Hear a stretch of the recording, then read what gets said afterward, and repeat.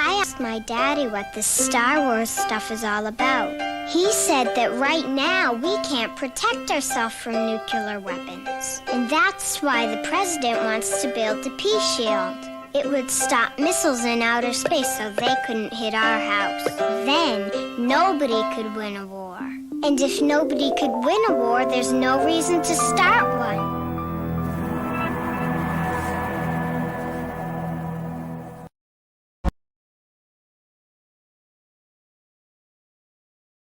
What's that inspired my little eye?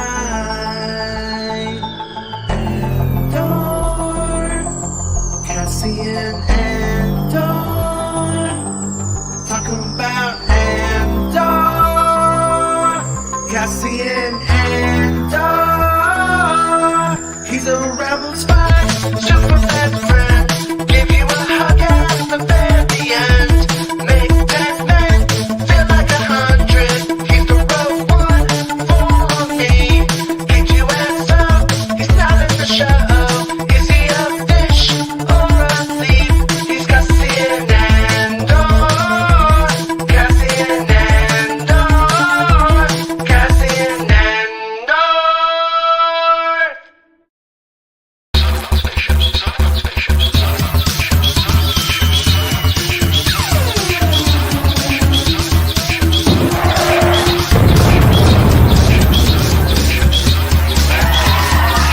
With MakingStarWars.net.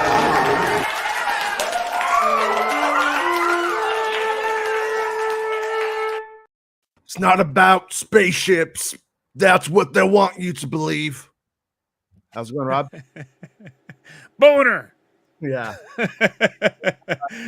The first video was from when about 85, and the Reagan administration was trying to sell this bullshit made up idea that space lasers, you know, not Jewish ones that came last year, but space lasers from 85.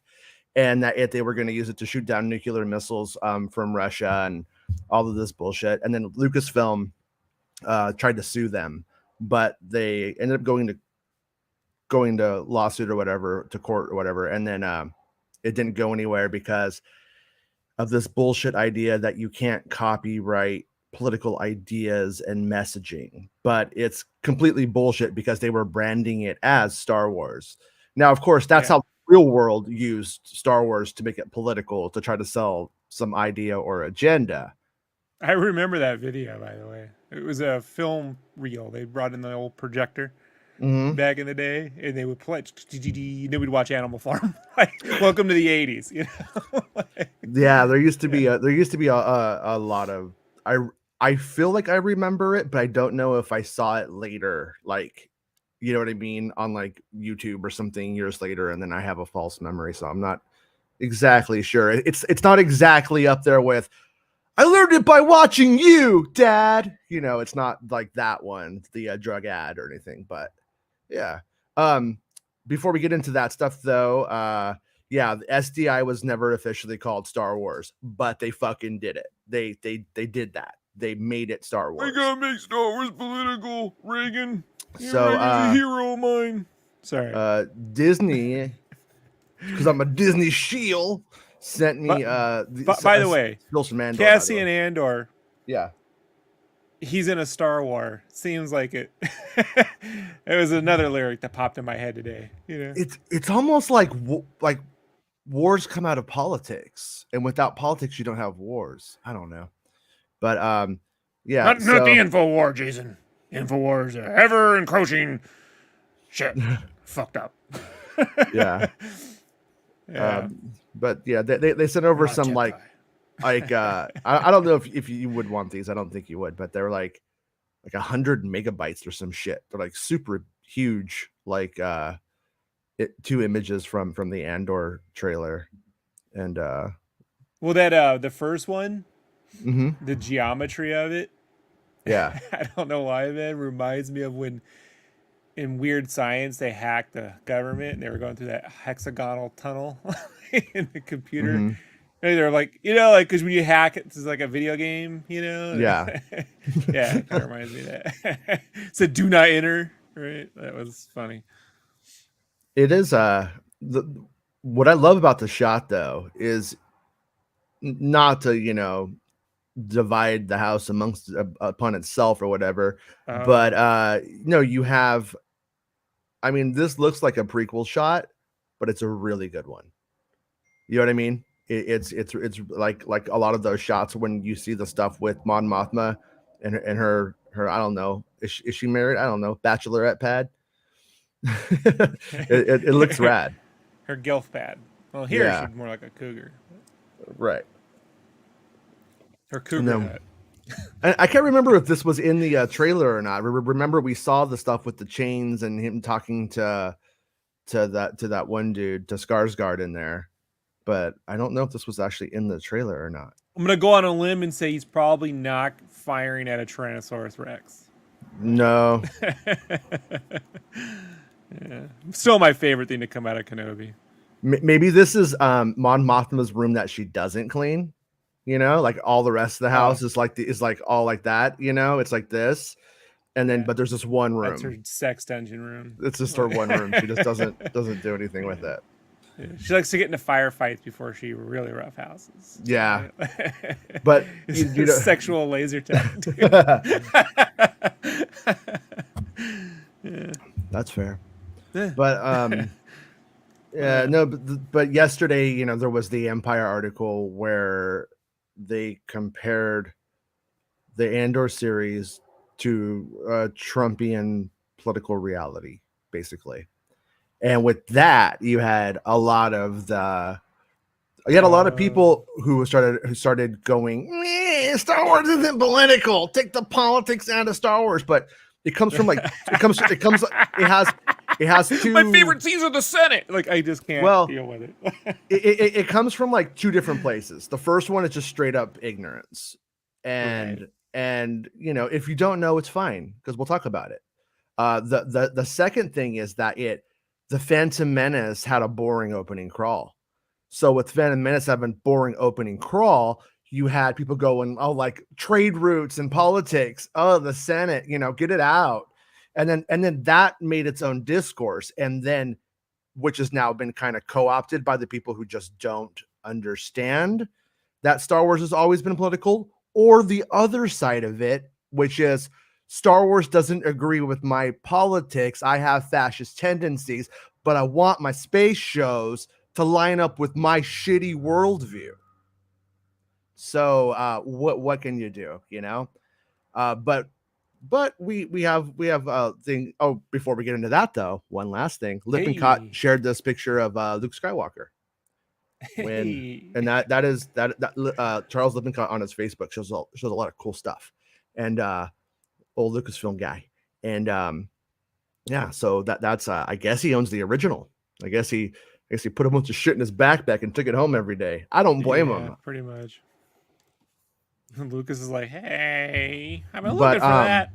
But I thought it was actually relevant because just the very concept, especially in 77, of making Luke Skywalker a woman at the time is highly political, very politically charged. And I don't think Lucas was going to make her into like Barbarella. You know what I mean? I don't think that's where he was going to take it. Yeah. Hey, George. Hey, I've been looking for that. So George, I've been thinking about you a lot the last 12 hours. All right, that's fair. About like how you hated the idea that people would die needlessly for democracy. You didn't want to go to Vietnam, did you, George? No. More. But you got out of it. Originally, Coruscant was called Space Canada. George, do you know why you got out? Do you know why you got out of the Vietnam War, George?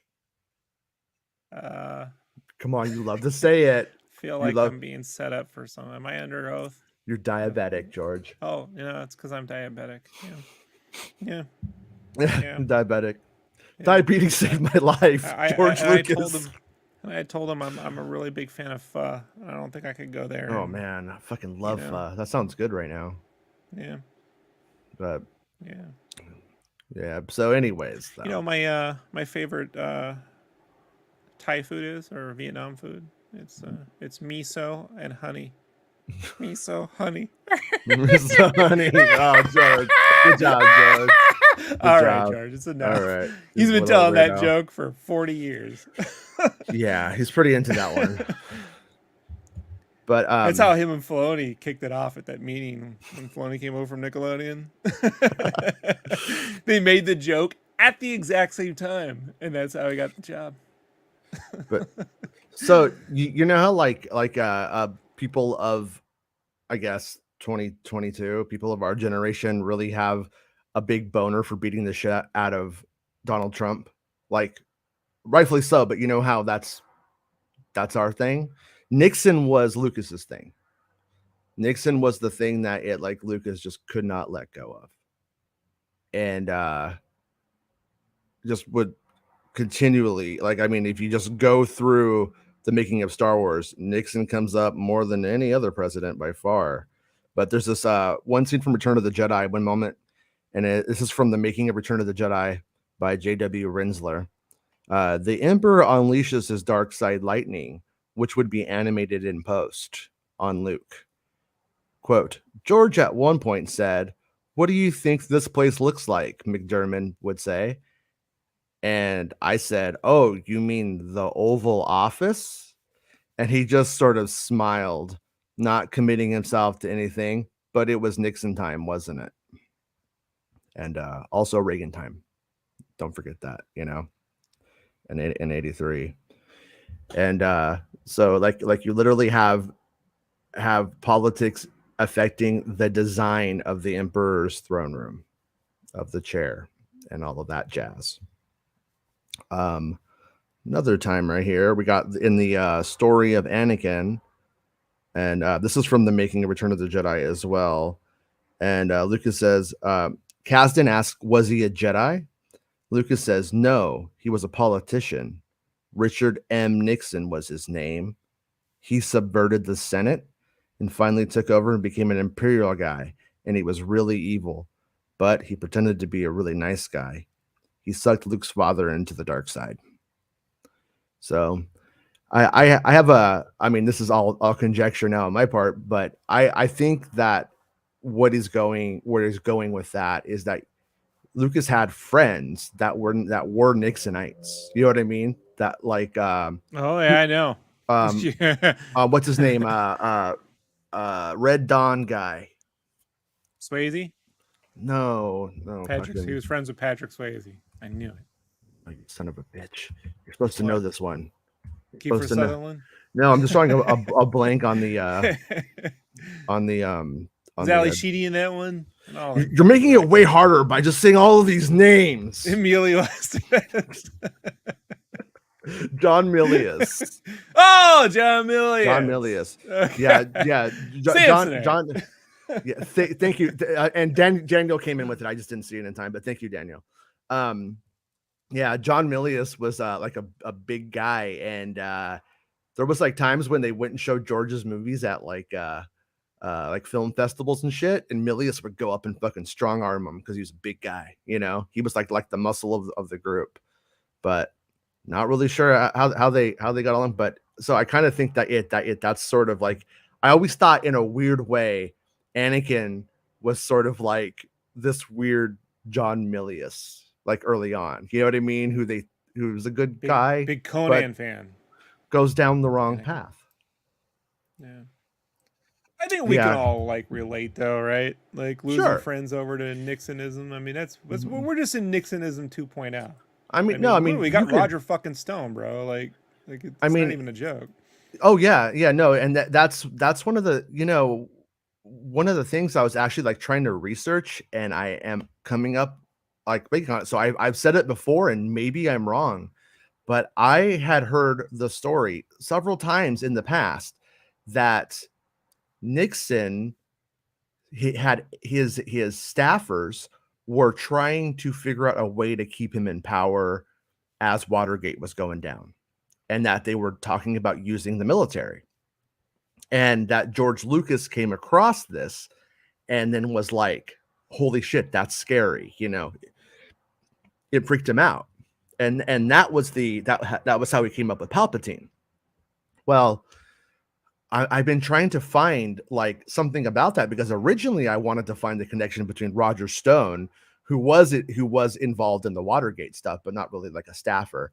But I was like, it's kind of interesting with January 6th that Roger Stone is sort of the guy that kind of connects to both. No, not allegedly. He's fucking in it. Like that's not even. I know. Yeah, I'm just trying to say he was. Trouble, yeah, he was in the war. No, fuck him. He could. You want my fucking fuck off and motherfucking. No, if you want my opinion, DC he should guy. be tried for treason. That said, so I was trying to find it, but I couldn't. The only thing I was able to like find were like newspaper articles and editorials where they were like saying, is he going to do that? Will that happen? It was sort of like a rumor. And then most of the editorials were like, he's not going to do that. You know what I mean?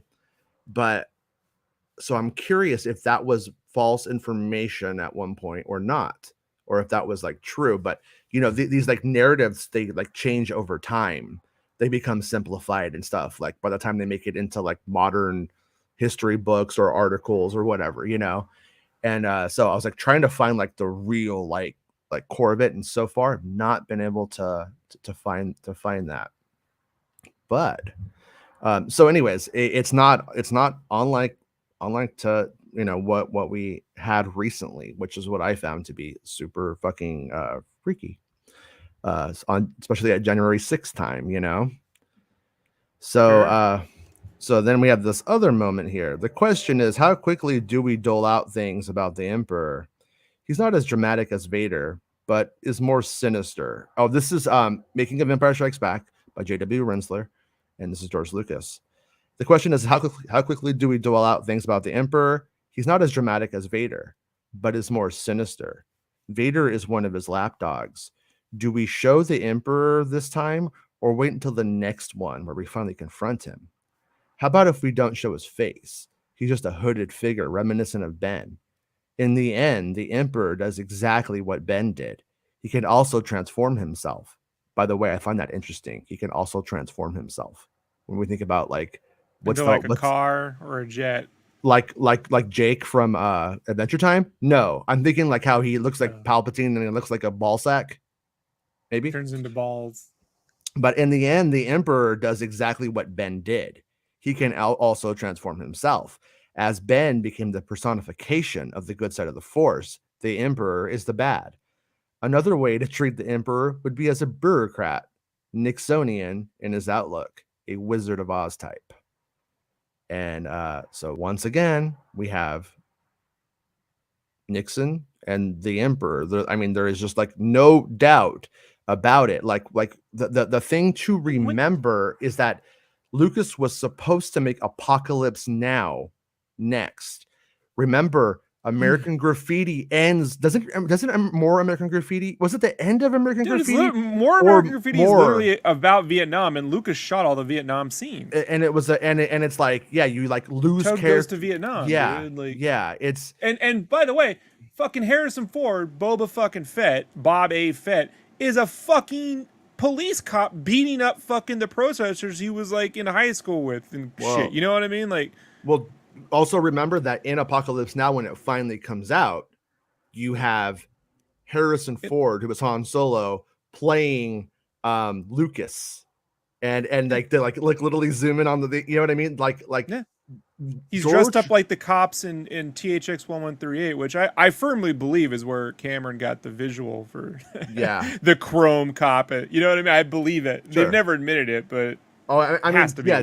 I mean, so the point being is that George Lucas was a politically motivated artist around the time of the original trilogy. Everything leading up to it was what was inspiring and pushing him in that way.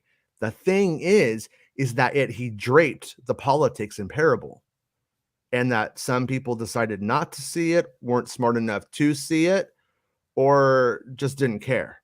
But I love how when I was a kid, the religious people, you know, weren't all like, we love Star Wars. It's like Jesus. They were like, it's got magic. It's evil. Like that was Star Wars. I got fucking friends who just weren't allowed to watch Star Wars because it had magic in it. Yeah, and that's against Jesus, and that was straight up was their fucking.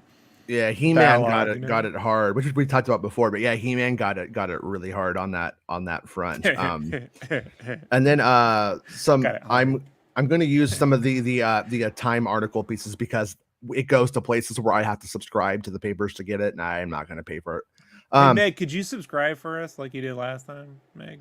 Did Meg do that? What? Meg, Yeah, Meg. she did that. Yeah, Meg, who does this now, animated Meg, in her like GIF. So anyways, Time magazine somewhere, George Lucas surely wins twice. He'd already made clear in 2009 that he viewed Cheney not as Darth Vader, quote, a promising young man who is turned to the dark side by an older politician, but rather that older politician, Emperor Palpatine. And Palpatine, after all, was the character he modeled after Nixon all those years earlier. And, you know, you have stuff in episode 3 where he is literally riffing on only a Sith deals in absolutes, you know, you're either with me or you're against me thing that George W. Bush said during the Iraq War. He literally says that.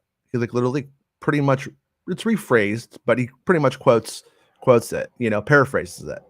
Right. And it's like Fox, by the way, Jason, I just want to say, people, like, I was working at Kinko's when Revenge of the Sith came out, so I was like in their delivery van. I had to like drive shit all around San Diego, so I'm always and the fucking guy who ran that van during the day was a conservative, so he'd leave on his conservative Michael Savage shit in there. So I turn it on and hear the Bill O'Reillys and the Michael Savage bullshit while I'm in that car, and they were all complaining about Star Wars. Yeah, like how Lucas was anti-Bush and anti-Iraq war, and Revenge of the Sith is, you know, leftist commie bullshit. Like, that's Fox News and Bill O'Reilly and Michael Savage in 2005. I remember like it was yesterday. I'm right in the van right now, Jason. Like, no, I mean there was, I would say there was about a month where I was like really mad about 9/11, and I was like, at least this Bill O'Reilly guy is about kicking some ass. You know what I mean? I'm like 20 years old. I'm an idiot. But I was like, yeah. And then by about the 3rd month, I was like, this guy's a fucking maniac. You know what I mean? It didn't make any sense. I wasn't into those guys, but I was into, and I've said this before, I supported invading Iraq because I got out the military. And the first thing, like, I wasn't about Iraq in 91, but when I get into the military in 98, man, all the fucking senior, the drill sergeants, your senior NCOs, officers, they were all in Operation Desert Storm. So all they kept saying is, we never got to finish the job. We never got to finish it. We should have finished the job. You know, you hear that all. I was a tanker, man. You know, like tank. Yeah. So like the fucking Humvee, you know, the Humvee in the tank was the plane, the weapon of fucking 91, right? Mm-hmm. So when we went in there, I was like, yeah. And then I would say, when they first announced they found those we got weapons of mass destruction, and then they didn't, my buddy who worked at Kinko's was from Afghanistan. His name was Hafiz.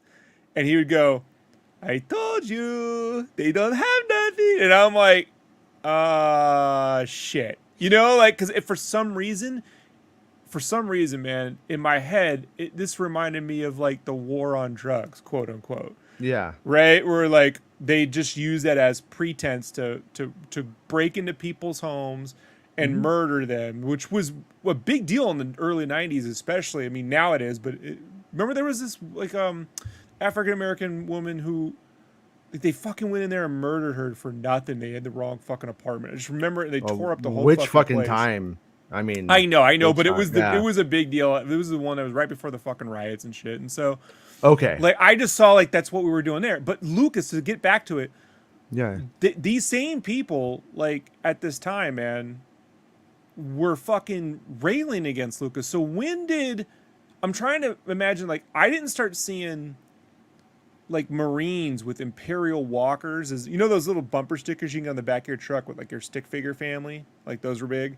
They started getting like these Imperial walkers with like little walkers, like these like military dudes started repping the Empire. Like, when did that happen? Because I didn't notice until like 2012, 2013, but I imagine it was before. I just wasn't paying attention. Yeah, you know.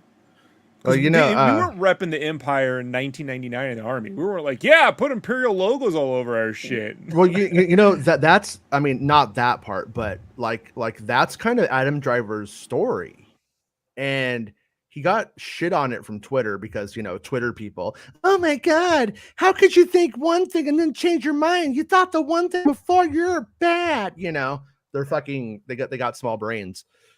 But Adam Driver was pissed about 9/11 and went and joined the Marines. And that's how he ends up in the military. I think he, you know, obviously took the artist path, and I don't think he's like, yeah, you know, I do think invading Afghanistan, yeah, I do think that made sense at the time. They were sending terrorists to attack us. But when you get to the Iraq thing, that's when you're like, oh, we just gave consent to do all kinds of Afghanistan to take over the manufacturing of poppies. You know what I mean? Like, this is all, and then they use it as pretext to just blow up families and kids at birthday parties and shit. Like, it just gets worse and worse and worse. I mean, if you remember, Eagle Eye came out at the time, and Fox News was against that too. How that movie was all sorts of, you know, anti-military propaganda, but now that's just normal. Like, you know, like, that's what it's just so crazy that this Star Wars shouldn't be political bullshit.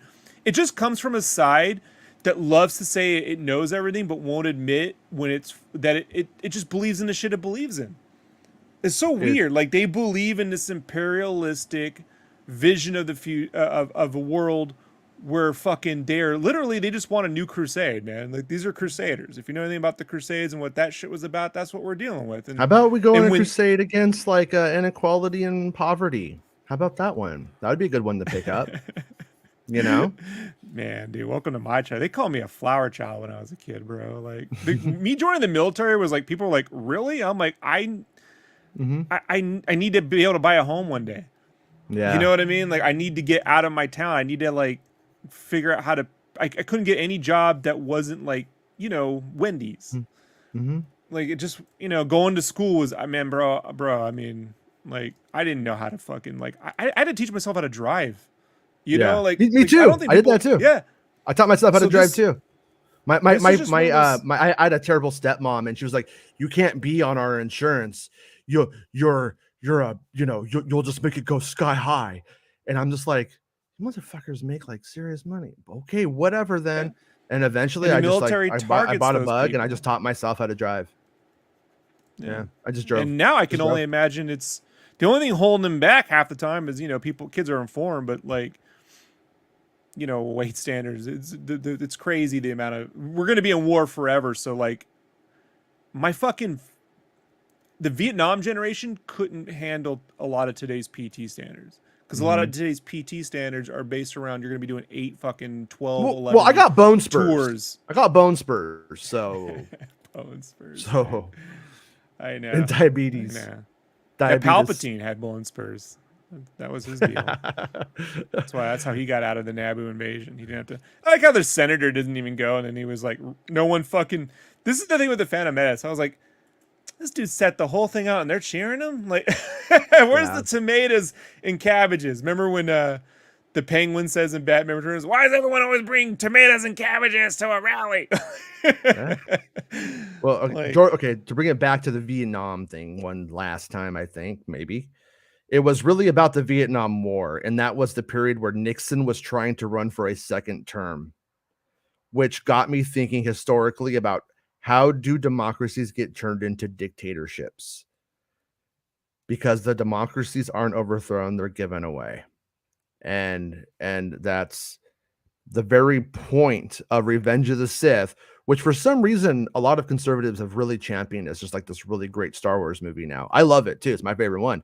But they're really into it, you know, at least when they want to do like the anti-Disney thing, like George Lucas and Revenge of the Sith is my favorite Star Wars movie. And it's like, it's literally the one that is inspired really, honestly, about anti-conservatism. Because they're rooting for Palpatine, bro. That's why. That's why they're like, look, that we won. We took over. Yeah. Like that's... Oh yes. So I lost the comment, but when we were talking about the opening with the Star Wars, with the missile shit, right? So so here's the time quote on it. But the association was hard to shake, especially since Reagan was a former actor and was known to be influenced by watching movies, where he gave a second speech a few weeks later calling for a space-based missiles defense system Critics dubbed it Star Wars, and the name stuck. By 1985, even a group supporting the Strategic Defense Initiative was using the name in its ads. So right there, by 1985, even a group supporting the SDI was using the name in its ads, leading to an unsuccessful lawsuit on a trademark infringement from Lucasfilm. It was telling that Lucas only tried to enforce his trademark when it was used to defend SDI. But the lawsuit was doomed because politics is so often thinly veiled plagiarism. You can't trademark a political argument or sue to keep a metaphor in check. So it proliferates. And so that was, that was the thing, is that the supporters of it were pushing for that whole Star Wars thing, if you will. And we could go on and on with stuff in the Star Wars politics. Newt Gunray is Newt Gingrich. Gun Ray is Ray Gun inverted. Gunray's wife had cancer. Cheating on her with the Gungan. You know what I mean? Whole thing. It really goes on and on. I mean, I think Star Wars is inherently political. War is inherently political. And I mean, I don't know if it's necessarily fair, but I mean, it's pretty anti-conservatism. It's conservative as well when you get down to it. But I also think that when you really get down to it, George Lucas is fairly conservative socially in a lot of ways. So I think he's also he's a against man of his time. He's not a FDR era. I'm you know what though, man, Democrat. on that one, I think there's like being against unions and wanting your fucking movie made. I don't know. I think your point. I see your point though. Like his ultimate thing is anti-union when you get down to it. But is he really? Is the question that I had. Yeah. That I have about it, because. No, I mean, he's one of those guys, dude. It's self-serving. It's a self-serving artistry at that point. Like, he wants unions ideally, but just not for him. Yeah. This gets in the way of what I want to do. But overall, sure. Look, I think that's he's what I would call a 1940s conservative. Like, they're for taxing the wealthy 90%. Mm-hmm. You know what I mean? Like, at the time, the late 40s conservatives were for labor unions. They weren't bought out by the construction and manufacturing lobbies yet, so that whole I voted for Ike thing, I think you probably like. I like Ike. Yeah, I do think people are. Indiana Jones likes Ike. Other than me, people aren't simplistic. I'm a simplistic guy. I freely admit, but I do think because he comes from that generation, the '60s, he has to have a dualistic, almost contradicting nature in that. They're against fucking Vietnam. He's against a police state. You know what I mean? He's against those things, while simultaneously, probably having to he's living up in a wealthy mansion. You know what I mean? Like his artists are getting laid off because, he's making digital dinosaurs. He's automating jobs through innovation, quote unquote. There's this almost contradicting nature of the two things. Right. That being said, there's no fucking way George Lucas is blow the shit out of Iraq. Let's turn fucking China to glass. You know what I mean? Let's I'm for Trump, blah, blah, blah, blah, blah. No, he ain't for fascism. There's no world in which George Lucas has ever been fascism is his fucking thing. Yeah. So, and the fact that they can't discern the two, that conservatives and conservative Republicans, conservative Democrats, I mean, literally just can't. How do I say this, man? You have to live in another country that has several political parties, to understand the difference between the fucking nightmare we live in. Mm-hmm. And this AFL versus NFL, no, man, it's the same fucking thing, dude. Well, Rob, what you have to understand is that you have the freedom of choice. And you can have Coke, you can have Pepsi. You don't. You can have communism or freedom. That's not. But you get Coke and you get Pepsi, and then it really falls off with RC Cola. I mean, let's just be real here. I fucking love RC Cola. I actually kind of miss RC. Kind of miss it. Yeah. That was my favorite soda, bro. That was my grandfather's favorite was RC. So that's when we used to have it. But if people are unable.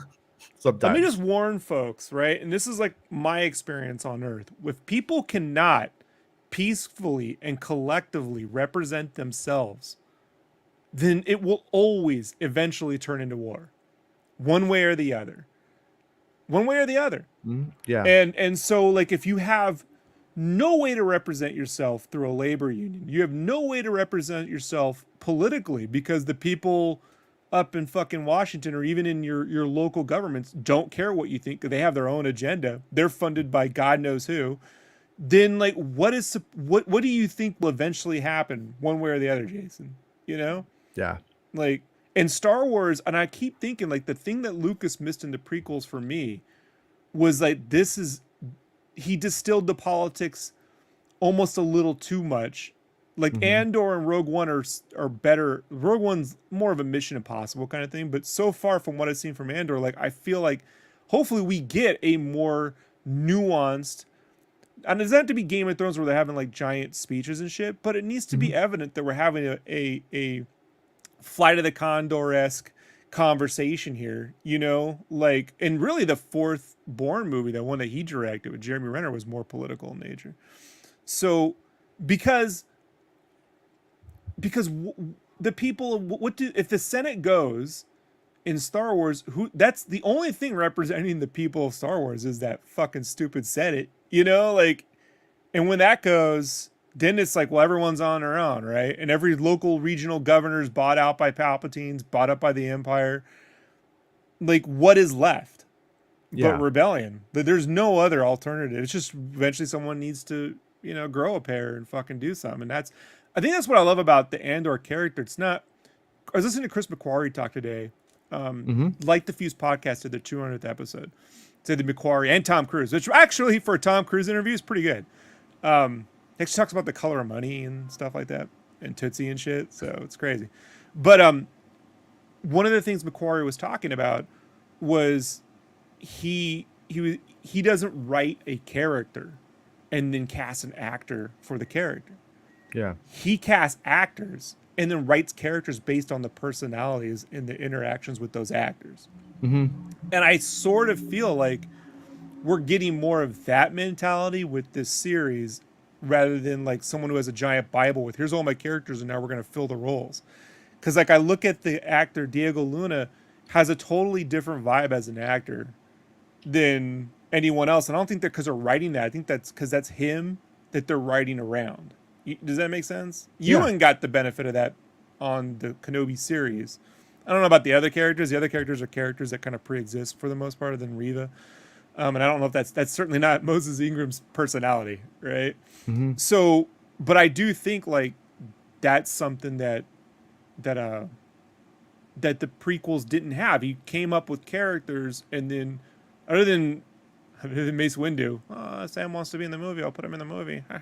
But and he floated that name out from a 30-year-old script. But you know, he didn't. You know, he just conjured up characters that this is going to be. That's that dude. That represents that dude. That represents that dude. And I think it came across way more simplistic than it should have. You know, like, and politics can be done right. That's why Game of Thrones works. If Game of Thrones didn't have politics, then it's just a barbarian fucking story with some rape and shit. Like, who cares? Yeah. Like, there's a million of them. Like, it hinges on that. Really, it hinges on Dinklage's character, in my opinion. You know, like, the contrast of this, like, you know, like the contrast of a person who's, you know, the quote unquote the ugliest, the meekest, the weakest, like, you know, but the smartest against this regime that's based around the survival of the fittest, you know. And I feel like the prequels just missed any of that for whatever reason, you know, whether he was incapable or just chose not to. I think Lucas is capable of writing a lot more than he does. I just think it gives him a fucking headache. So wanna talk about some Acolyte spoilers? Now, I'm always up for Acolyte spoilers. Masters of Teras Kasi, man. Teras Kasi, have some respect. It's a martial arts style. It's real. Our buddy Ahsoka has shared some information with us that he's going to let us share. And So thank you, Ahsoka. You are a champion. I appreciate it. So here's what he says: Melody, and we're gonna go with the idea that that they're code names probably. Melody is a central Jedi character for the first 2 episodes. She's a Padawan. When Ara's sister is taken and makes a connection with Ara, and they form a small friendship. In episode 2, she is a fully trained Jedi Knight and is killed by Ara. So we have a spoilers. A girl named Melody is a central character for the first 2 episodes. She's a Padawan, and when Ara's sister is taken and makes a connection with Ara, and they form a small friendship. And but by episode 2, she's a fully trained Jedi Knight, and Ara kills her. So does Ara kill her when she like after she gets like that force power up kind of thing, when she gets real angry and starts tapping into her anger? And then there is a scene where Ara and Miri, Ara's sister, take a boat ride down a stream, but see an alien creature at the end of the river who comes towards them. So they quickly hurry back to their village. So there's a scene where Ara and Miri, Ara's sister, take a boat ride down a stream, but they see an alien creature at the end of the river who comes towards them. So they quickly hurry back to the village. So, and then another prominent setting in the series is Ara and Theo's house. It's very poor and run down and dirty. So, yeah. And then, well, dirty for the volume or dirty for like, well, I mean, it hasn't been filmed yet, so who knows, right? Kinds of dirties. and then he says Ahsoka says has one more thing. Can't give big details, but I do believe that Plagueis is involved. But won't be sharing that right now. And that's a little bit of speculating on his part. And David Cross is playing Plagueis. Did you know that? Can't wait. And then Paul, who we think Paul is our Sith Lord character, our code name for the Sith Lord, captures Melody, and Ara is forced to kill her. So I think David Cross should play a Sith though. So like in the first episode, in the first episode, Ara becomes friends with this Jedi who's a Padawan. And I think that's like before, like that's like around the time they're probably trying to make the deal and stuff. It sounds like, for the Jedi to protect them and taking the sister and all that kind of stuff. And then by episode 2, when the Raiders are coming and the Jedi aren't fulfilling their end, Melody apparently returns. The Sith Lord though captures Melody, and Ara is asked to kill her, probably in some form of allegiance or something. I think that's kind of the story. And then I guess she double dog dares her, and then there's probably a moment, I'm guessing, in episode 1, really early on, where Ara and her sister are on like a little boat, and then they see somebody and they're like, let's turn around. Now the question I have is like, what do they see? Do they see the Sith Lord? Do they see one of the Raiders, or is it just some little weirdo? And I was like, oh, that don't look cool. But yeah, but interesting. Do they shoot it with the pistol? Thank you, Ahsoka, for sharing the info today.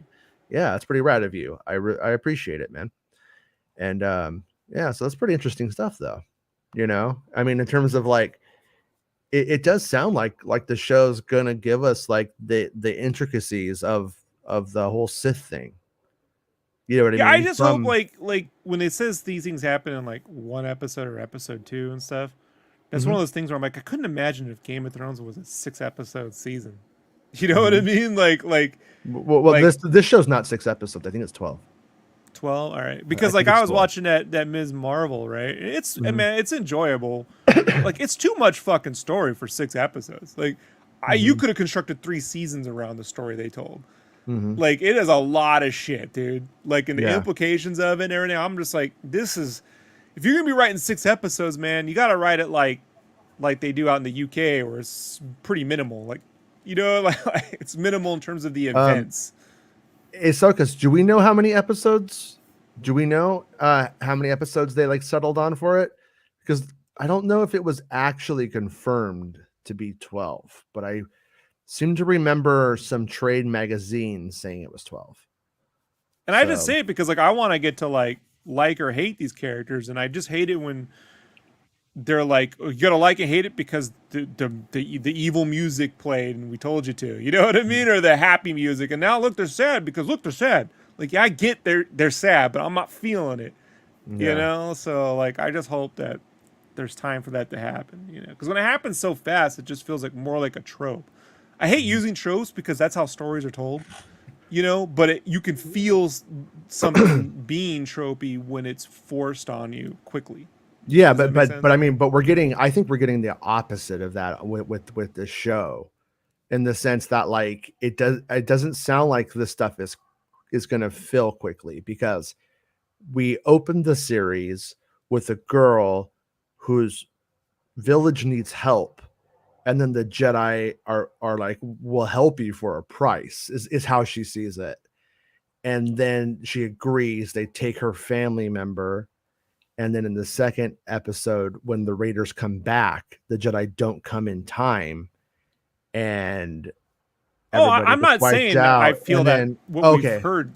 I'm not saying that based on what we've heard, that's what I feel. I'm just being a little cautionary here. You know what I mean? Yeah, Please, yeah. For the love of all that is, like everything I've heard so far, I love. Yeah, yeah. You know what I mean? Like I love, or I'm like, I mean, I can't say I love that they're on a boat. I'm like, they're on a boat, like whatever, fine. Like, yeah, we don't. I think we're missing a lot of that one of that stuff. Yeah, of what I'm that on a boat. Means. Like I love that video, right? So there's like something coming in that stuff that like he's gonna share later, and something that will, I think, connect his stuff together that he's not ready to share yet. So that's a good tease. So you know what I mean? To keep following Ahsoka's on Twitter, and obviously you're always welcome to share your stuff here. Love it, appreciate it. So if you want to, rad. But you know, I would follow Ahsoka's on Twitter. Not specifically, but it's way more than 6 for sure. Everything I've shared so far is in episode 1 and 2. The actual Acolyte project plot, that's where like the contest sort of begins between the contestants of the thing to become a Sith Lord. Plot doesn't take place until episode 4, so has to be pretty long. Yeah, it definitely sounds so. It's like, yeah, we have like 2 episodes setting up why she's mad, and then but the contest doesn't start until the 4th one. So I wonder what happens in the third episode. But I guess maybe it's just how we kind of get to that point, to that place. So yeah, and then but so yeah, I think the show will, like I said, give us the intricacies of the whole Sith Lord thing, make it make sense, and then if it's doing what we think it's doing, which I believe it is, it's setting up like it's setting up a system where the characters have to tear themselves apart by the end of it, and you'll have like a friendship formed while they're up and coming and kicking ass, and then the master will have to kill the apprentice, and then one of them has to become the master and the apprentice, and then we have a sister who's a Jedi at the same time. That's so fucking smart in terms of opportunity. It doesn't mean it's going to be capitalized on in the best way and it'll be a good show, but it's there. Like, right. Like I see like so many opportunities with the storytelling, you know?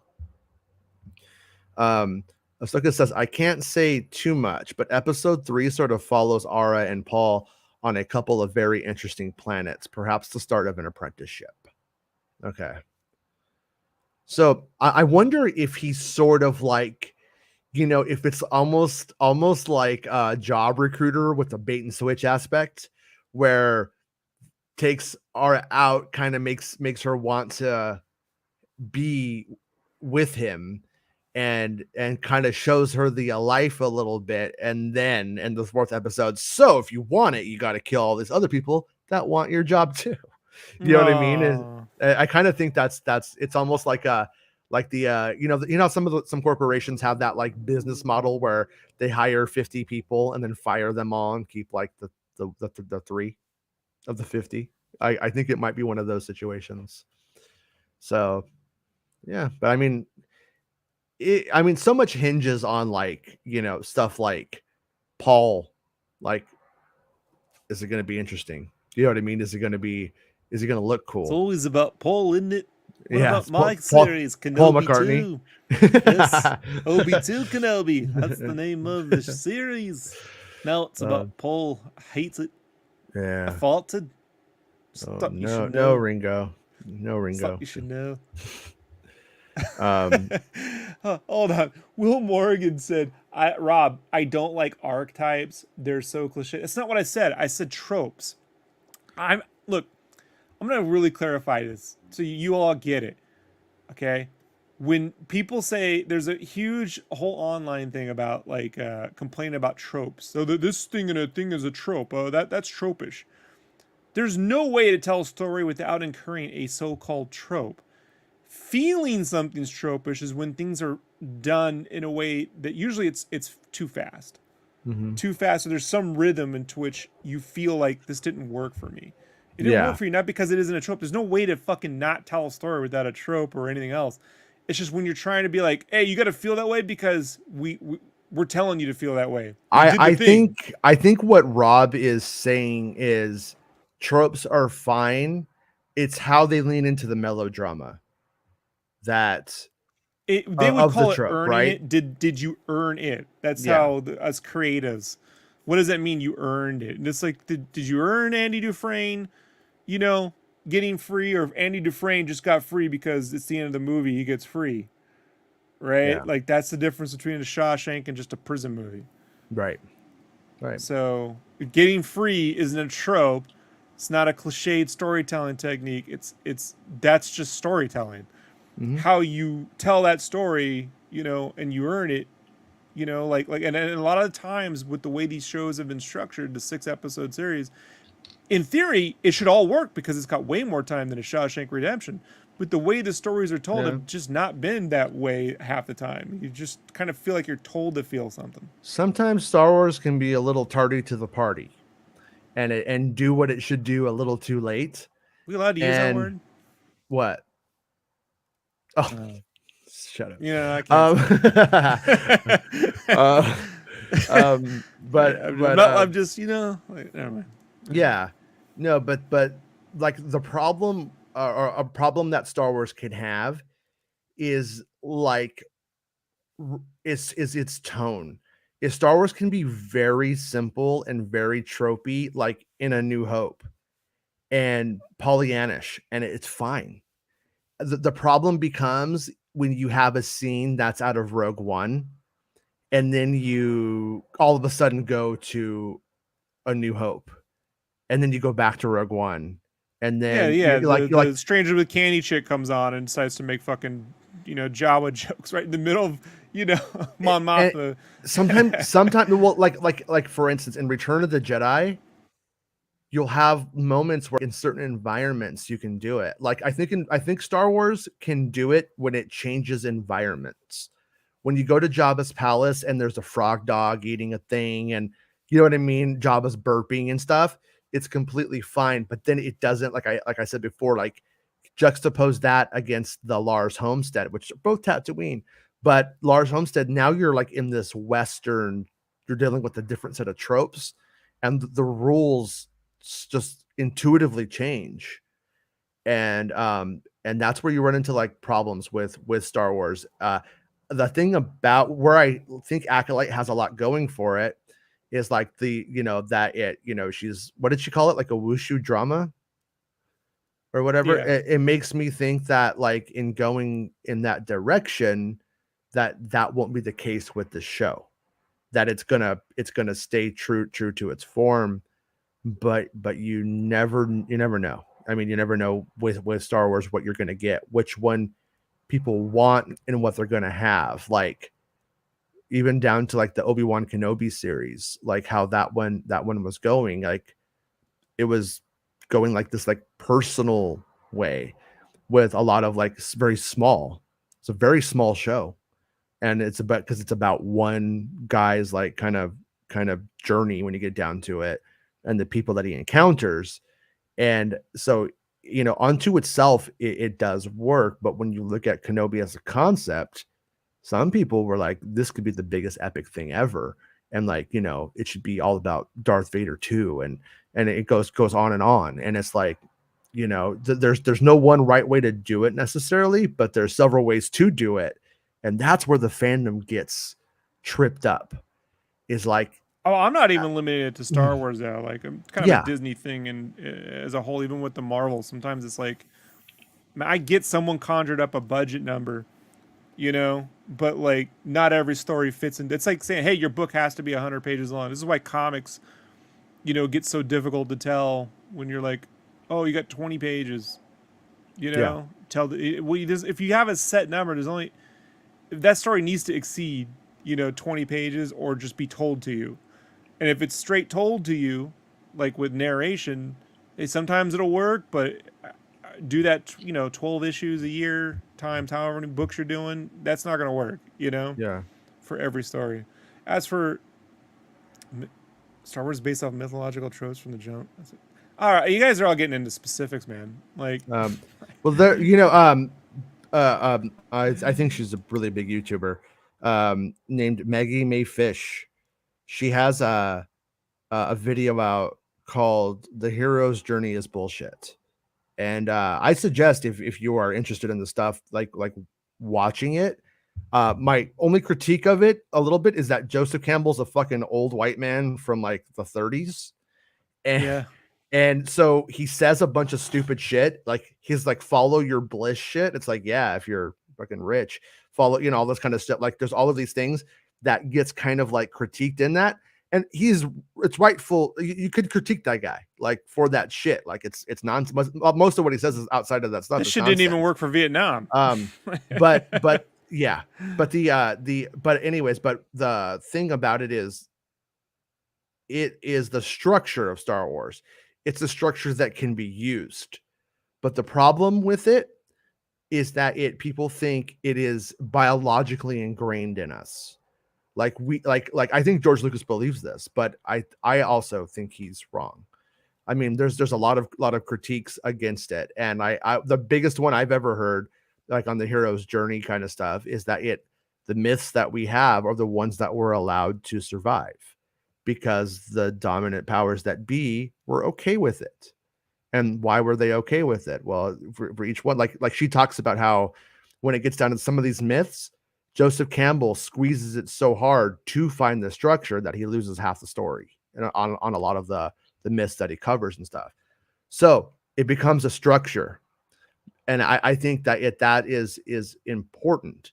But the idea that like we are, psychologically, Jungian kind of psychology and shit is going to tell us like, oh, this has to work for us. It's just, I don't think it's true. And no, I don't agree with it at all. Yeah, I think that it probably my is hero good. with 1,000 Faces is highlighted. I read it backwards and forwards in the late 90s. Yeah. So, yeah. Yeah, I mean, I think it's a good, I mean, I'm nobody, obviously, but I think it's probably a good place to start understanding structure, to understand the structure that George Lucas was playing with when he was trying to, make Star Wars. And, and you get it like in all of those Marvel movies and stuff like that. So I think it's important, but also I think whoever breaks out of that mold is, no, not really not. I don't know what to like tell you, Will, on that one, but I'm not disagreeing that Star Wars is based off of like the hero's journey. It is. Lucas gave himself a structure to write a screenplay. Yeah. You know what I mean? Because he didn't have a structure, and he came from this documentary like style of filmmaking where you sort of you go and collect all this data and create something in an editing room. And he wanted something that was more mythological and more timeless. So he went back and then saw that hero's journey and said, well, this kind of works like a screenplay. And he built the structure around that screenplay. And then all of fucking like Hollywood took that as like, this is the way you do everything. Like, and then, you know, like they're applying that shit to Tron. They're applying that shit to fucking Dick Tracy. You know, they're applying Yeah. So it gets watered and watered and watered down. I mean, it's not a bad idea, but then, you know, then you end up with these millions of screenwriting courses where they bring out wheel out the hero's journey, you know, like it's grandma and an old fucking, you know, like rascal, you know?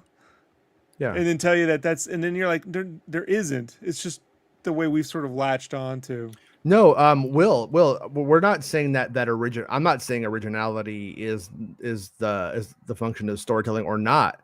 I'm saying the hero's journey isn't the only way to tell a successful story, you know? And no, but we're not really getting on about originality.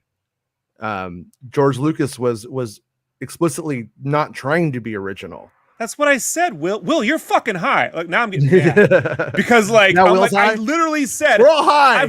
I've never even seen marijuana, so fucking don't call me high. Look, this is where I get angry because it's like hotbox this guy. I clearly said I don't agree when people throw out tropes as being a nullification for storytelling because stories are inherently all trope. There's no fucking original thing you could ever do. It's how you tell it.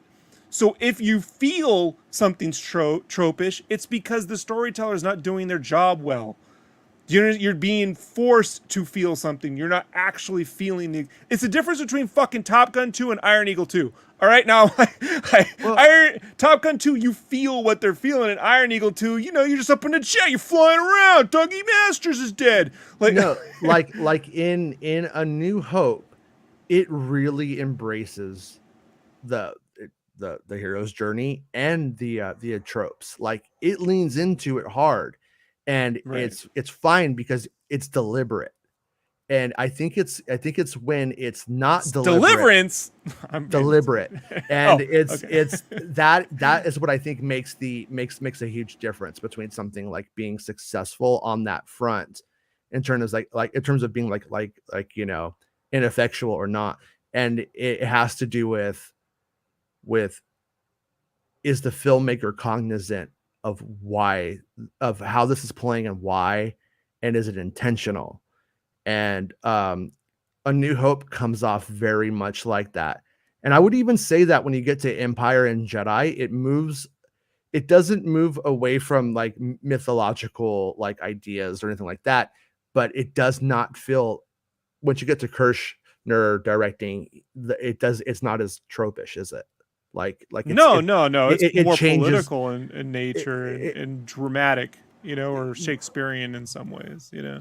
Yeah, it's like Luke is, yeah, it stops playing with the like, I don't know, it's not as fun, but by design. I like it. And no, and that's the thing about like the original trilogy, is that like everything is very deliberate, and like with Phantom Menace, I'm not sure it is deliberate as much as it's just George's style at that point. And then Attack of the Clones is, and he thinks he messed up.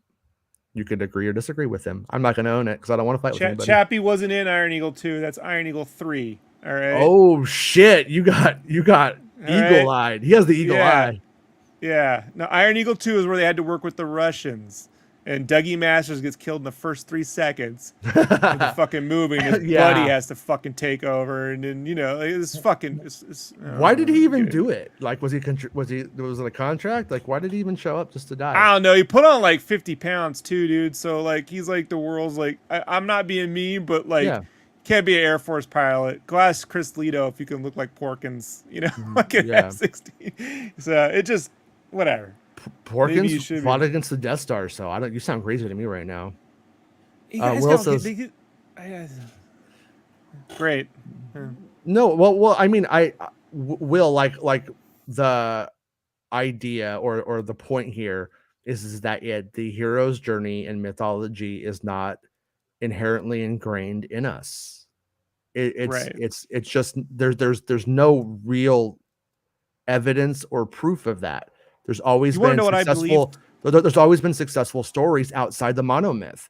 And so therefore the only thing that they have is, well, why did these survive? Well, we have a lot of reasons why they survived, and tropes are inherent in everything. I don't think there's really too many stories that you can tell that would be original, at least each component of the stories. It's more about arranging components of the stories to bring some kind of originality.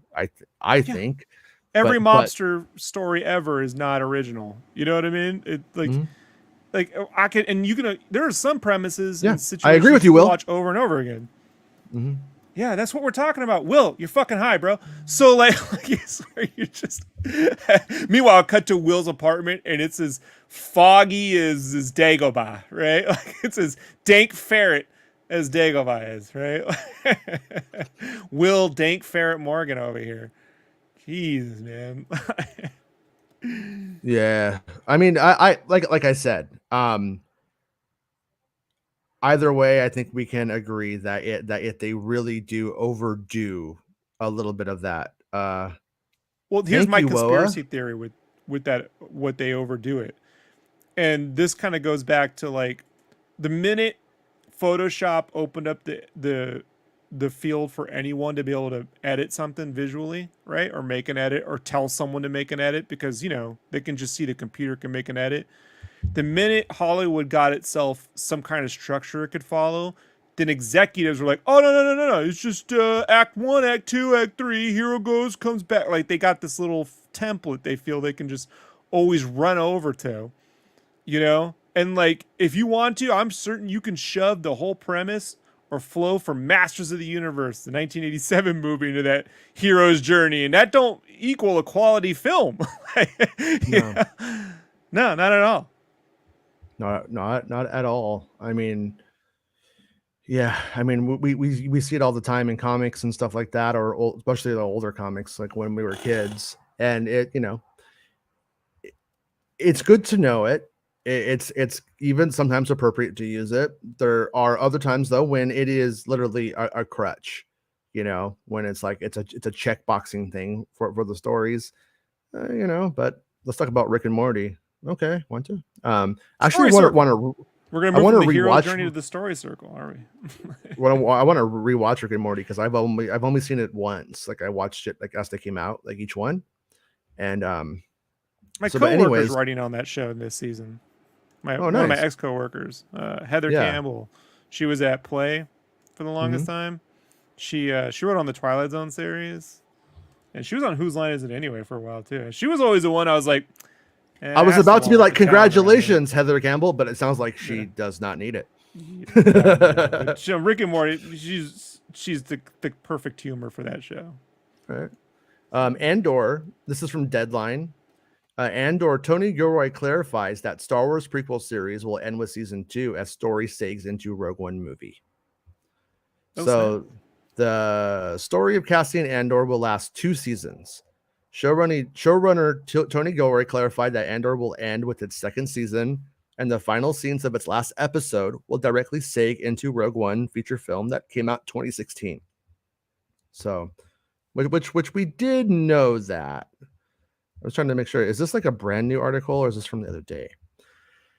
There had previously been some confusion as to how many seasons the Star Wars prequel series would last, given the show essentially has a 5-year plan around Diego Luna's Andor. Thanks, we got this covered. Thanks for making it confusing. The series focuses on Cassian Andor's journey to discover the difference he can make, bringing forward the tale of the burgeoning rebellion against the Empire and how people and planets became involved after the destruction of Andor's homeworld. Gilroy, speaking at Disney Plus's virtual TCA press day, said, "We are covering 1 year in our first 12 episodes that we've completed. In fact, we finished our final mix on episode 12 tomorrow. We are going to do another 12 episodes starting in November." And like it or not. So for the record, anybody who's still trying to push the visual effects weren't done, hence the delay, I think probably this is probably more proof that's not true. We're doing no, that whole Lord of the Rings / fucking Marvel shows / House of Dragons at the same time thing is why. And She-Hulk. It was like that's what I'm saying. Marvel thing, yeah. She-Hulk. Oh yeah. It was just like something. There were too many chances for self cannibalization of one of the shows. And so why not just move to a better date? It was just a smart move. So I hate it. I wish it was coming out now, but smart for them. We're going to do another 12 episodes starting in November. And the organizing principle for shooting is that we do blocks of 3. So last year we're looking at the at the difficulty of doing 5 years, which seemed like it would take us the next 30 years. The answer elegantly presented itself. We're going to take 4 blocks of 3 episodes in the second half of the show, and each block is going to represent another year closer. We're going to take the formative forging of Cassian Andor in the first 12 episodes, and then we get to take that organism that we've built up and run it through the next 4 years in a really exciting narrative fashion, he added. Confirmed Disney's using organisms and gay frogs to you're saying to Andorian, to manipulate Star Wars into geogenetic political features. Andorian chemtrails is what you're looking for. Andorian. he added. You know, that might be the best thing I've ever heard you come up with. That's if we had episode titles afterwards, if I wasn't lazy, that's what it would be called. He added the final scene of episode 24 will walk the audience directly into the first scenes of Rogue One. Luna added, it makes complete sense because otherwise the last 3 seasons would have been animation. I wouldn't be a part of it. So the series also stars Forrest Whitaker, Adria Arjona, Denise Gaw, Genevieve O'Reilly, Stellan Skarsgård, Fiona Shaw, and Kyle Soller. I also have a little bit of a theory about Fiona Shaw, without going too far. I think Fiona Shaw may be Andor's like adoptive parent of some kind. I'm just guessing, but they said that B2 Emo has been with the Andor family for years, and she's with. So either she's just like somebody who was with the family and worked there or something, and they're all dead now, or maybe she's like his adoptive mother or something. She's his Alfred, huh? Maybe, yeah. Yeah, I mean, either his Alfred or his mother, you know, his adopted mother or something. Because she looks like a white lady to me, so I'm gonna assume she's not his biological mother. She's his Aunt Harriet. Yeah, to quote the '60s Batman. The Disney Plus spinoff series will debut September 21st. So this is probably the old article, but good to revisit the contents, anyways. The series was created by Gilroy. Aunt Harriet, by the way, like just out of pure curiosity, like never. Does Bruce have it, Aunt Harriet? And why haven't they brought that back? Like I don't know. Like, Joel. Who's on? Joel says, with all due respect, I really think you're wrong that Lucas thought he messed up Attack of the Clones. Parts of the film still a little pulpy was done so deliberately. No, that's what I'm saying. It was done deliberately, but friends at Lucasfilm who know George Lucas and worked with him at the time, said that he felt like he fucked it up. And that's why he goes into Revenge of the Sith kind of with the fire lit under his ass. It's why Revenge of the Sith came out so well, in my opinion. And why he, was attempting. It's the one where he was actually trying to play fan. Like a lot of the times people go like Jango Fett and the clones were all fan service. In reality, that was always the story since back in 77. But that's the one where he's like, I'm going to put Chewbacca in it, that's why that shit comes about. But he thought that he liked everything he did was deliberate, but I don't think he thought all of the pieces came together to make a good flavor. I think that was sort of, that's my analogy there, but he thought he messed it up. He thought it didn't work. And when it was done, he was like, that is the movie, but it doesn't work as well as I wanted it to. And then Joel says, it makes no sense that he would be disappointed by it. The pulpy nature of Clones to me is no different than the pulpy nature that runs through all 6 of Lucas's films and even the sequels. I gotta tell you, but I mean, Joel, it's just some Canadian red leaf he's been smoking. No, but Joel, it's just not my. I mean, you're free to think that, but I can't change the fact that that's what is. I mean. You could disagree with Lucas and think that he nailed it. That's perfectly fine. I like Attack of the Clones. It gets everywhere. is memeable because it's like Morbin time is memeable. It's not memeable because it's a great line that we're kind of like, repeating all the time. It's because it's fucking ridiculous. And the way it was executed. And the way it was executed. I'm not telling you the ideas of this stuff. Well, the thing about it is it's not so much like the pulpiness of it that's inherently bad. It's the analogies that are used in the pulpiness, like going to sand and how he gets into being smooth, that it makes people cringe. But when we watch 1940s movies and stuff like that, you don't necessarily cringe. And I think it might play into what I was talking about a little bit earlier, where the styles kind of shift back and forth. Like I was saying, like when you go from Rogue One to A New Hope, it's like these worlds can't really exist on screen at the same time.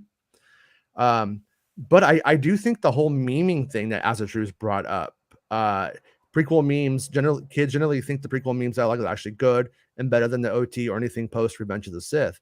See, what I find interesting about it is I think that when people love stuff in a weird way, they're sort of like reprocessing it and looking at it from a different angle that does work. Like there's, all right, then I'll challenge Lucasfilm. I dare you to re-release Attack of the Clones in 3D next month when there's nothing in fucking theaters and there's nothing there. Pipe the shit out of it and go see if these fucking kids go and watch it. Because you want to know what I think, Jason? As a guy who got stuck with this fucking merchandise, they ain't watching it. Like, I get you like it in a way that I like Condor Man, but you can't get the fucking millions of people to go. They're not spending their money on this. They just go, well, that's how I feel. I like it. Rob, two things though. Number one is I don't think that would be a good idea. I don't think that they should do that. But my second thing is that when they released the Phantom Menace in 3D, he jumped the gun. Right. So release it now. It's done. They're not jumping the gun now. They're old enough.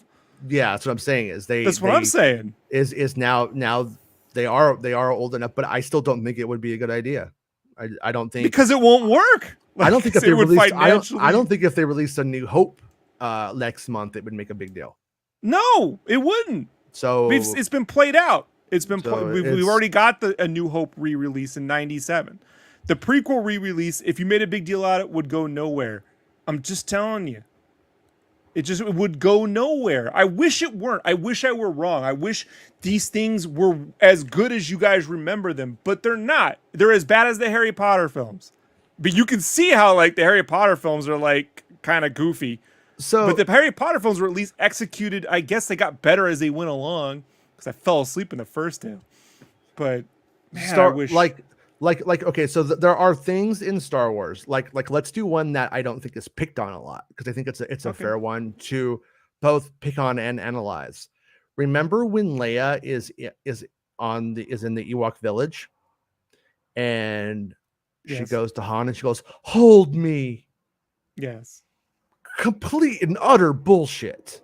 Yeah. Like, it's complete, but it is very over the top. It is sort of stylized. And it's not the Leia we know. No, but we're not going. That's not really what we're going in for here. We're going. We're going for the fan. We're talking about the fandom accepting pulp versus rejecting it. Right. Okay. And so when Chewbacca does the Tarzan yell, that's cool. Exactly. No, and that's what I'm saying is I appreciate those things, and I can't lie. I was 4 years old, 3 years old, 3.5, 4 years old. Yeah, I was 4, and we had the Return of the Jedi storybook and the comic book, the Marvel comic book, and I remember looking at the part where she goes, "Han, hold me," and we were all laughing at it as little children. Yeah. You know what I mean? We're like, "Oh my god," and I like The Outsiders, so you go figure that one.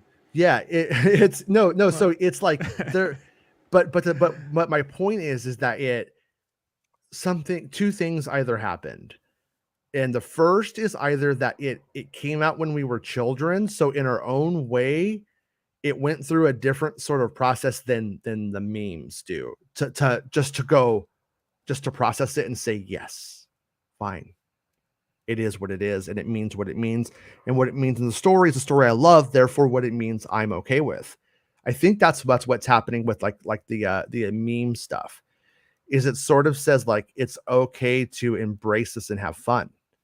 And that's one of the things about that stuff is like pulp and tropes and all that jazz is supposed to be fun.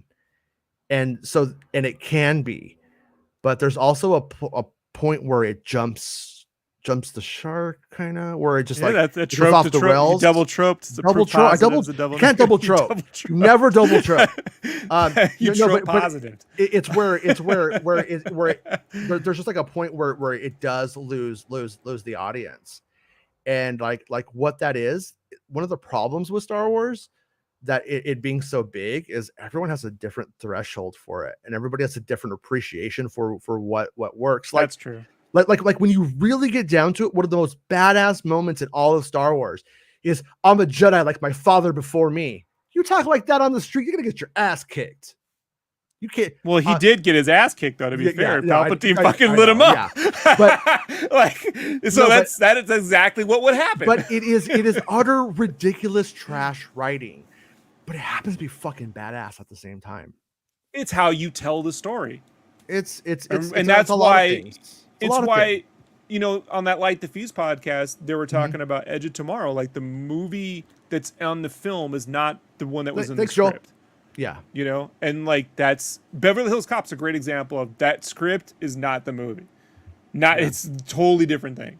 So how you tell the story, even if it's something basic, like a guy walks down the street. Well, when it's the movie Nightcrawler and it's Jake Gyllenhaal walking down the street, that's something way different than an Inquisitor strutting, right? Totally different thing. Well, the thing, Will, is like a lot of A Hero of a Thousand Faces is based off of Carl Jung and a lot of Freud, and a lot of that shit is completely outdated. A lot of that shit is utterly, like, in terms of scholarship, is not really, doesn't hold up. It doesn't hold up to advances in psychology and social sciences that we've learned over the years. And so, once again, Jason's an anthropology major, so you should listen to him. No, but I'm not saying that anybody should. What I'm saying is that listen only to you. Okay, right, Jason? Enough. The cult. Yeah, the cult. I'll be your emperor. But you gotta pimp the cult. Hold on. We gotta go to our sponsorship. Cult Chew. When you feel like you chew, it's like Blue Chew for being in a cult, right? When you feel your cultish powers are waning, you just chew on this and you're back in the cult. So I like cult that. Chew. I like that. This is what Alex Jones is chewing in court today. He's chewing on some Cult Chew. No, but what I was gonna say is that, like, so once again, not saying that tropes are bad, not saying that pulp is bad, not saying that the hero's journey didn't or doesn't work. I mean, I would even open the question up to some extent, though, of, was the hero's journey super successful in film before Star Wars? If not, does that disprove the entire need for the hero's journey? Was Star Wars a huge cultural moment that just made it very much in vogue and it hasn't fallen off? I mean, it's been 40 years of Star Wars, which is a long time in our lives. It's like most of our whole lives, but not really that big in terms of a screenshot of like art history, So for all we know, I don't know if the hero's journey will always be with us to the extent that it is. I don't know. I just think that it is a bit overturned out. That bitch is getting loose. You gotta get that shit was played out by the prequels, man. Like, I'm just gonna be honest. Like, and not just with Lucas, with Hollywood in general, it's just been overplayed. So, like, saying that you're gonna do a 3-act structure in which a hero rejects and then comes back, you can find those motifs. Look, let me finish my sentences. If you're going to make a piece of art and you're going to go off a checklist on what goes into a piece of art, you're not making art. Art isn't a recipe. It's like saying there's one way to write a song, right, Jason? Yeah. Like, sorry, go ahead. Or there's a formula to write it. This is all you do. Here's get my masterclass at Domestica/Udemy/Colorado/Nomon workshop, and this is how you write a song. And this is everything you need to do. And it has all this technical shit. And if you try to apply all those things to your shit, you'll fail every fucking time. You write bullshit. Yeah. Well, one of the, so Joel says, I don't like sand, scruffy looking nerf herder. Not that difficult to me as far as pulp goes. I love both films. I never said Clones was better than Empire, just that they're both top tier Star Wars. The thing that comes to mind about that I think is always overlooked is like, number one, I don't really like the idea. I know this might sound stupid, but probably is stupid, but it's not really appropriate, in my opinion, to critique Star Wars against itself, because every single time they do something, it does something a little bit new, hopefully a lot new, sometimes not so much new, but it has to like grow it. It has to do a different spin. And like with George Lucas's 6 films, no one Star Wars movie is the same. Just with that, if you put out 6 of those movies, the chances are one is not going to be a perfect movie, because they're sort of like, if there was a will, they're all kind of like going around that will different ways. You know what I mean? Like, to use the analogy from the hero's journey. I think you said wills. No, I was wills, like, oh no, we're doing wills. this. No. And so like, that's where and until you get to like Force Awakens, that is structurally very much the same as A New Hope, but still has to do a couple of new things here and there and put some like modern acting, and it does pull back on the Force Awakens, I think, pulls back on the pulpiness very hard. After the prequels, they were very cognizant of the fact that George didn't give a fuck and went hard on that. And I'll tell you, they let me know about it all the fucking time. Yeah, you know, I mean, like, bro, it was like so much so that they didn't even want the pulpiness of the Clone Wars cartoons on the shirts. They wanted modern humor. Yeah. Like, Jawa stole my homework, blah, blah, blah, blah, blah. You know, like, Yoda, homework, I do not. Shit like that. Because the minute you put the show humor in there, it just goes nowhere. Mm-hmm. You know, and I don't know, man. Like, oh, man, we're getting into a dissertation on the Campbell Institute now. Are we really doing this, man? Like, that's cool. That's cool. I mean, we can. But I mean, yeah. I mean, I don't know. There are Western and Eastern mythologies aren't the same. And I find that to be where a lot of this starts to break down.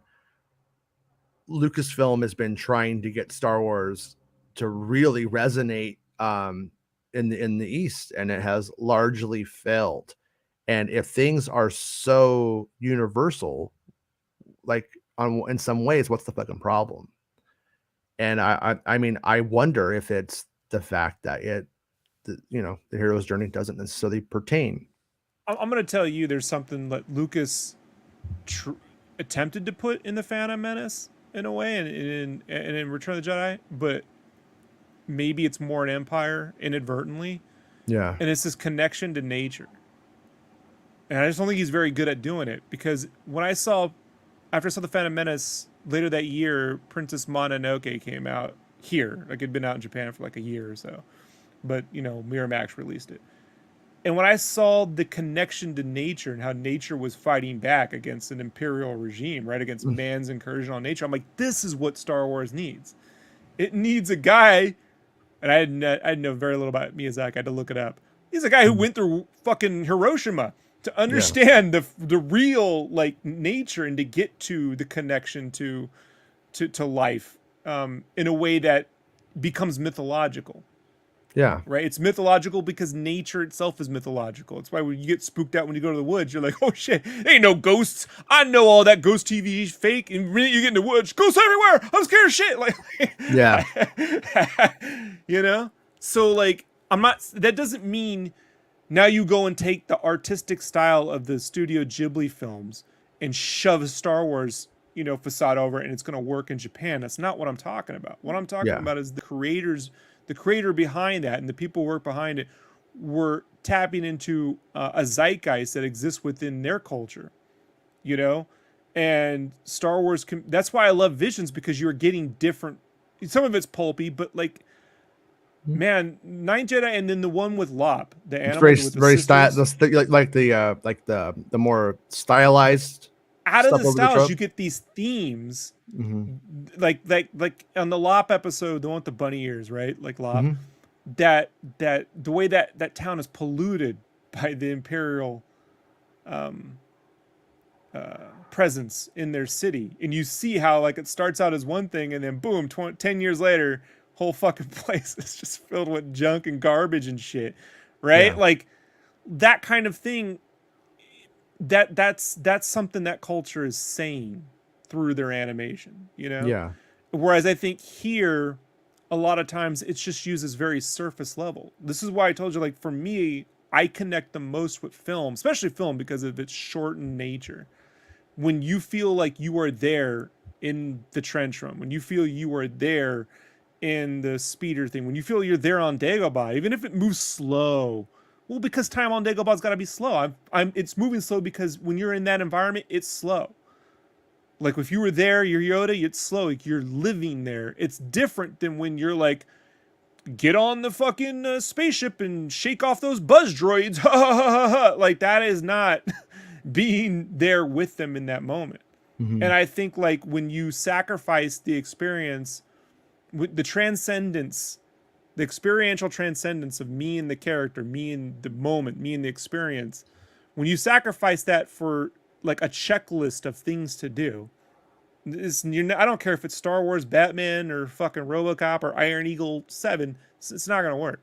Yeah. You know, like I'm sure someone right now in Hollywood is checklisting all the things Top Gun 2 did, and then we're gonna get the real shitty fucking version of that sooner than later, you know? Yeah. Missing the fact that we were re-experiencing nostalgia and we were experiencing what those characters are experiencing in that moment, you know? Yeah. Yeah. Top Gun 2, as we'll call it today, just like really found how to deal with each of its issues and how to contend with in the best way possible. And if you try, I think if you try to apply that model to something else, I am hesitant, like it sounds like you are, that it would lead to anything like fruitful. Well, But one of the things they briefly mentioned on the conversation today on Light the Fuse was Macquarie and Cruz were saying that, look, part of this was made because no matter what, he's like, I've had Macquarie in his crew for 15 years. And he's like, whatever Cruz has worked on, one way or the other, like there's been a collaboration there. And so what you're seeing with the films and the Mission Impossible films over time, and Maverick's an example of that, is these people who've been through, you know, the trenches over and over again and have worked and worked and worked and worked and worked, and they're still pushing forward and trying to get better. Not saying, hey, we got it figured out, Fast and the Furious 10, here we go. Yeah, we just crank the shit out, have it done by fucking March, you know, bada bing, bada boom, fucking movie's made. Like, you know? And so, like, I don't see that being replicated in a way that doesn't, unless you got a crew that's able to grow together. And that's the real benefit, I think, of if you take away from the ILM documentary, is that those, for a good 10, 15 years or so, a good 10-year run at least, you got the same cats. New people are coming in, but you got a lot of the same people. The same leadership, a lot from in same a lot of leadership. ways. Yeah. Yeah. And so they're building off that continually over and over again versus a turnaround, right? Or outsourcing everything. So no one ever learns from anything you do. This is why, like, Don Bluth has a new book coming out about his life, the animator Don Bluth. And I remember he was talking at Comic-Con once about how, like, you know, when he was at Disney, he just wanted to know how they did the water effect in Fantasia, right? That wavy kind of like when Pinocchio goes underwater. With like, how did you do that? And they're like, oh, we don't know. Those guys are dead. Two guys did it. They never shared any of it because they didn't want to lose their jobs. They didn't share their info. Like, what is that? I read the Don Bluth book. I didn't read the whole thing. I just read like the very last page. On the very last page, he says, "It's a lie. Not all dogs go to heaven." Yeah, yeah, true story. Yeah. Okay, I made that yeah. up. Cujo Joel says, didn't go to heaven. if you think about it, if Lucas was disappointed, why didn't he just re-edit the film with Padme's family scene and bedroom scene? Sorry, I'll shut up about clones now. No, it's not that. He made the movie he wanted to make. That is the movie he wanted to like do. It just once he got what he wanted, he realized he didn't like it so much. It's like we'll use the dumb analogy of baking, you know. He took all of the ingredients and put the frosting he liked and the amount of sugar he thought he wanted and everything.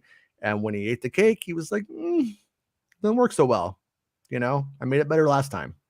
So I just think that was like his like perspective on it. I'm not saying he's not proud of the movie or he hates the movie or anything like that. It just didn't come together as well as he hoped. I think if you're a healthy creative, you will make things you're happy and unhappy with, regardless of audience reception. And you do not want to be in a place as a creative where you're like, everything I do is printing money.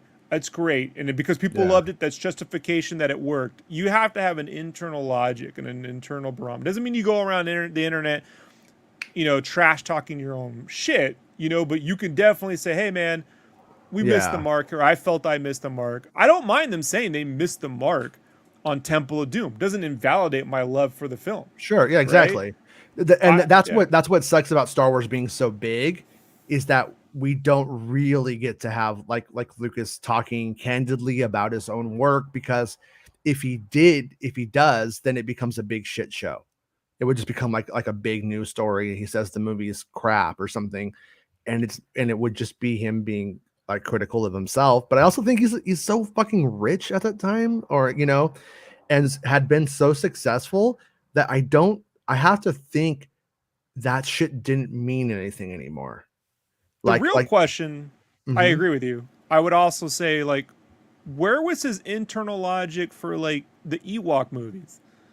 Like I could tell you what it was. It was just that his daughter liked the Heidi films, the Heidi series, and he just thought, oh, we'll do a Heidi film for my daughter with Ewoks, and that was about as serious as he took it, probably. But it's just a shame, because it's like I see a lot of the mistakes there in the Phantom Menace.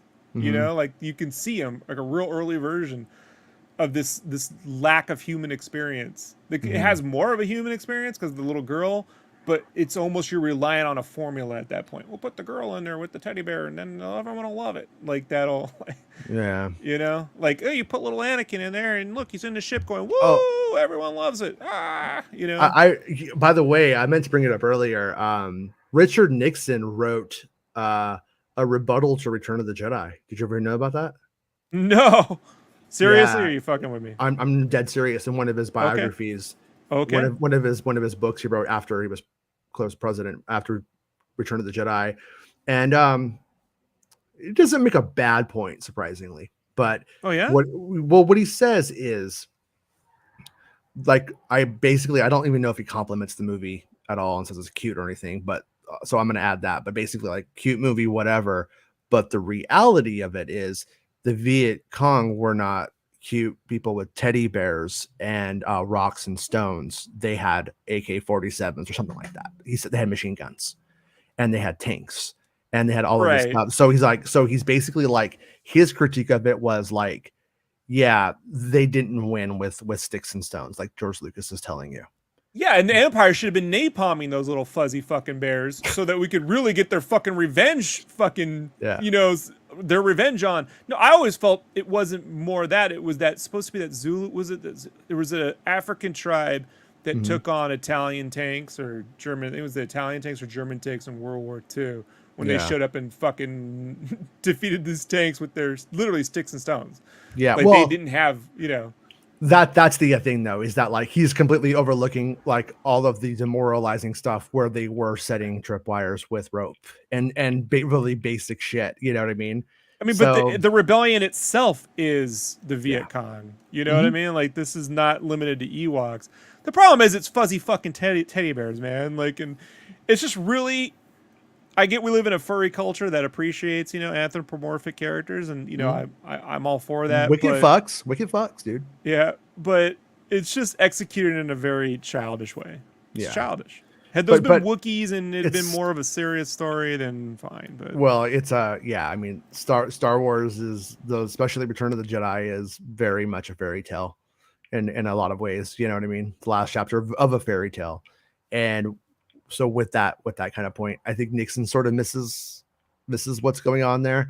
But I want Frank Langella to read the quote, though. I do think it's I do think, though, at the same time it is I can think, like, important to remember, though, that real life isn't as romantic as Star Wars, and that's where Star Wars, I think, kind of like gets into an interesting place, and where it's sort of at an interesting place, because it's about rebellion. It's about destroying a dominant structure that won't listen to you and is decided to enslave you. And when you can no longer use politics and your democracy, you have no peaceful record. Then you must rebel. You must rebel. And it kind of like it's really interesting to see a multinational corporation like Disney doing that, right? Right, when they won't even pay their own fucking employees. I'm talking about the theme park people, these poor bastards, you know? Yeah. So it's, and that's why, once again, I always laugh at the idea that a corporation like Disney's woke. It's literally a mindless zombie of just eating your money. It doesn't give a fuck how it gets to it, though. You know what I mean? It will hang itself eventually to get your money. So the hope is that they hire creatives that get to tell creative stories, you know? Yeah. That's always the hope of any corporation. No difference than, hey, look, the church hired Michelangelo to fucking paint something that lasted forever, right? Like, that's essentially what we're dealing with. Oh, thank you, Ducky. Oh, shit, Ducky. Yeah. Wow, that's pizza money, Jason. Visions did two really cool things. Ninth Jedi gave cooler idea about lightsaber colors than actual canon. And Lop took the idea of making the main character a subhuman and had the actual audience complain about the bunny girl. Do people complain about the bunny girl? I thought everybody loved the bunny girl. I don't know. I love it. That's my second favorite one. I'm sure people did. And by the way, before I forget, Will, if you ever want to come on the show and talk about those stuff with us, by all means, man, just DM me and we'll set up something. But you're totally welcome to, by the way. But Visions did give us and I do think that like the whole lightsaber thing, I do think that like those kind of ideas were around on the internet. Like you could even go back to Super Shadows stuff and see that shit like existed, and people were trying to figure it out, like what was the logic behind it. But I think that Lucas didn't want to. I don't think Lucas wanted to paint himself into a corner with what he could do visually, and then therefore there just barely is any kind of like rhyme or reason to it. You know what I mean? I think that's right. Ultimately like what it became. But I personally do like Lop. I thought she was I thought it was like a fun character, and it's a sister story. And Comic Binge says Lop in Ocho is criminally overlooked. People dismiss it simply because Lop is a giant bunny. It looks incredible, and the story makes me cry. Yeah, it's a good story, and I think like it. See, it's like everybody has a different threshold for eccentricities. Like, and I'm like a Return of the Jedi kid who grew up owning the Marvel comics. So a fucking giant bunny rabbit to me, it's like, yeah, it sounds about Star Wars to me. You know what I mean? But I think if you're like, but the Empire Strikes Back is my movie, and of course. So that's what I like the most. I mean, that's the one that Lou made. The Ocho and Lop is pretty much my childhood. It's me adopted into a family in which my dad bequeathed my brother, and my brother turned out to be a fucking Imperial. Like, that's literally, you know what I mean? You get shit on to the very end. And at the very end, my dad was like, should have been you. I'm like, man, that was your fucking failure, not mine. You know what I mean? Like now you got this Imperial running around, and there's no reconciliation between the two. You're trying, but you can't speak to that person. Yeah. Like Comic Binge says, you can't predict what stories are successful resonate with the mainstream audience. So much depends on what's going on in the current times. Yeah. And so much of it depends on like where your audience is at. Like that was the thing. Like when you look at like Harry Potter, she was able to be like, well, next year. And in a weird way, a lot of the audience would grow up with those books, and the audience that was consuming it understood that each year we would hit a different maturity level with new trials and issues for the characters to like, deal with. And she wrote them in becoming an adult. In a going to school fashion. So you had like a structure where not only could the children growing up with it, but the older people who were reading it knew what to expect. George Lucas goes, well, I'm going to do Phantom Menace, and I kind of want to write this more for my son right now, who's, a little boy. And then I'm going to have the movies kind of grow up with him. And he decided to like do that. But then you have these like, guys that are like 24 to 45 at the time. They're like, what the fuck are you doing? You know? And yeah, but I mean, but I have to think. I have to think. Are like, yeah, no, and I have to think like when Lucas did that, I think he was just like literally like going like, you know, I'm damned if I do, I'm damned if I don't. So I'm gonna do this. Like this looks appealing to me, and like that's what I am going to do. But then when you look at what's happened over the years, is that it was a fine decision in the long run.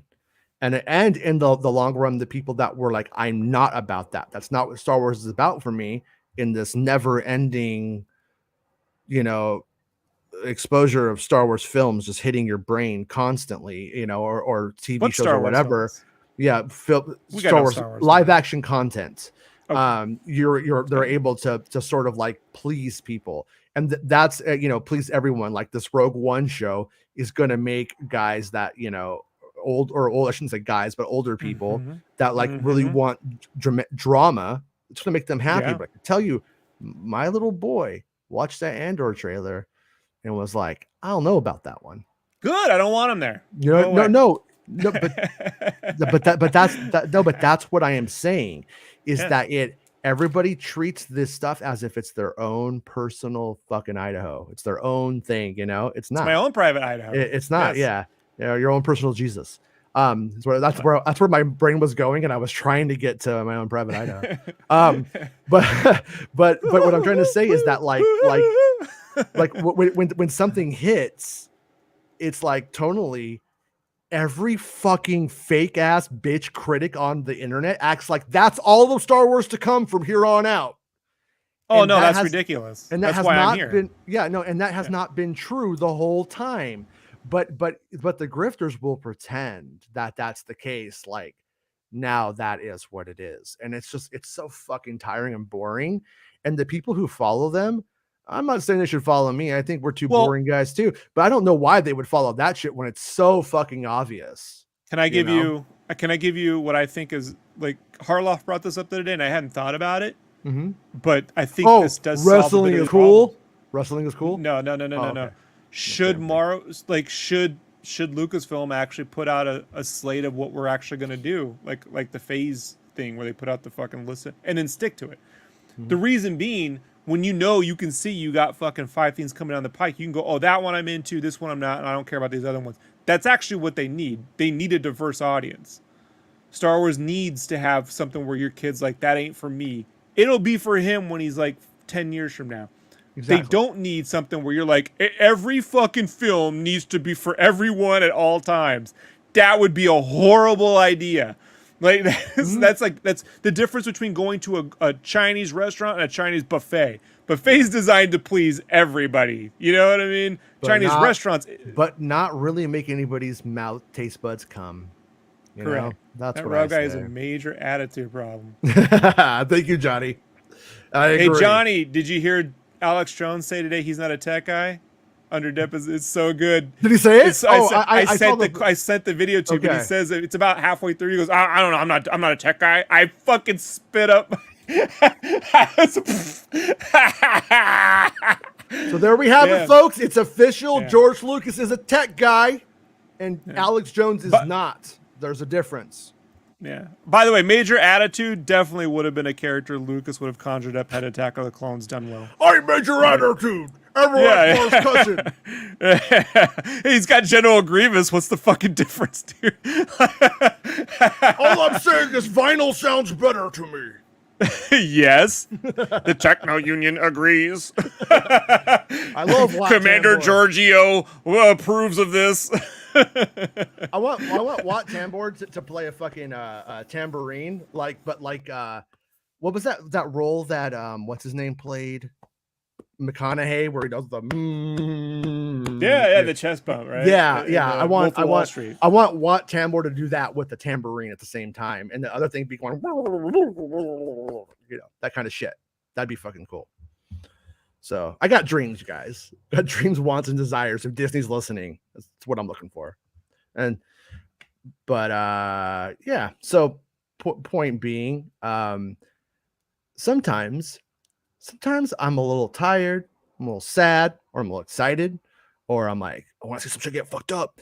and like you have these different like moods, and I think that stuff ends up though, like if you're like at least of the kind of fan I am, it ends up being like, oh cool, you know what, I could go for Phantom Menace. I don't really want something too dark, but at the same time, like I don't mind a little bit of metal, with like Maul and stuff, and you could really not focus on the Palpatine darkness too much if you don't want to.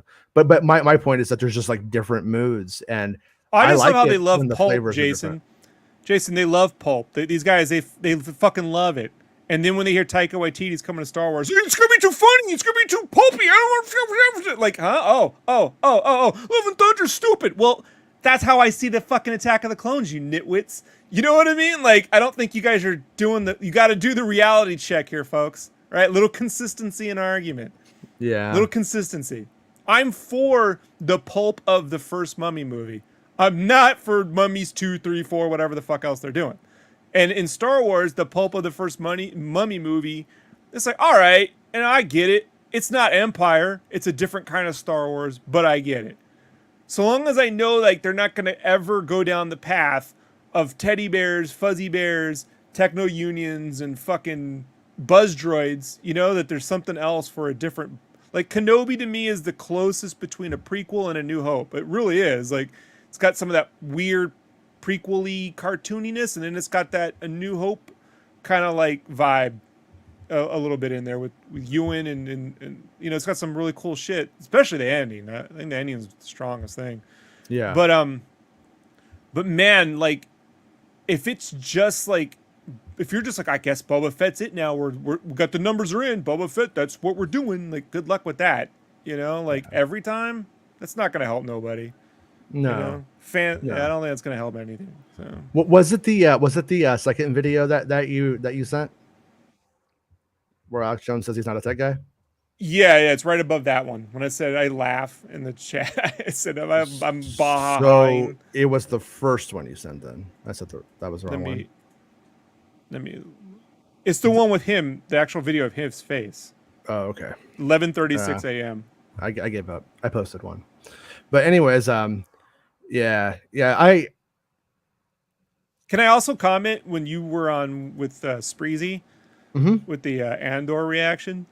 It was hilarious to me how before the video started, both of you were like, "Yeah, I'm not really feeling this. Not that interested into it." And then when they were like, it's coming out September, you're like, oh, it's ridiculous. I'm let down. I need it now. I wasn't. No, I wasn't. I know. I wasn't saying I wasn't into it. Spreezy was not interested in or excited for it. So But you were both like bummed out that it's being delayed. That's what I was like. That's hilarious. Yeah. Like if you were like, I could take it or leave it. If it's being delayed, what's a fucking month matter? I mean, I don't care. Yeah. No. I was mostly joking about on that part. Oh, just a few weeks. It's not like a big deal, but I'm not being facetious, but it is funny. I was like, that's hilarious. Like, because he was like, "What? I want it now." And I'm like, "Oh, you do want to watch it."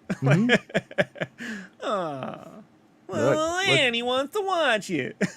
Why don't they bring that fucking guy back and see how many people show up? I think Taika's whole movie should be the two-headed guy. The two-headed pod racer announcer, right? And his whole journey. Like, all he does is he announces, like... Because he says, like, Ben-Hur. It's going to be how this guy goes and announces different, like, gladiatorial sports. He's like the Jim Ross of the Star Wars universe, right? Yeah. Yeah. Well, Rob, you know what time it is? It's time to go eat breakfast. It's lunchtime. Fucking hungry. Yeah. This is all my energy before I've eaten. You think about that. Yeah, that's why we have to do the show now, because you're just crazy otherwise. But we'll be back tomorrow at 11 a.m. Pacific Standard Time, and we'll be talking about Andor and all that kind of stuff. And that was just our I don't know, biannual PSA that Star Wars is inherently political. And we'll see everyone tomorrow, right, Rob? That's the idea. Tomorrow, right, Rob? Yeah, tomorrow. Yeah, sure. Rob, you're going to be here with us, right, Rob? At least in ghost form. Because you're a ghost. And I'm just afraid you're not going to come back. Yeah, I can. Yeah, well, the TV works. Everything else breaks when I... All right. But yeah, so if any news breaks, and then I'll clip out that great little moment from Ahsoka and put it on the main channel. Thanks to Ahsoka for all the. Thank you so much. Cool info, That was man. really Super cool of you. appreciate Really nice of you. Yeah. We'll see everybody really tomorrow. appreciate Bye, everyone. Have a good night. Thank you for the super chats, you guys. Appreciate it a lot. That happened. What's that I spied my little eye? Andor, Cassian Andor, talk about Andor, Cassian Andor. He's a rebel spy, super bad friend. Give you a hug at the very end. Make that man feel like 100. He's the rogue one for me. Pick you ass up, he's not in the show. Is he a fish or a thief? He's Cassian Andor, Cassian Andor, Cassian Andor.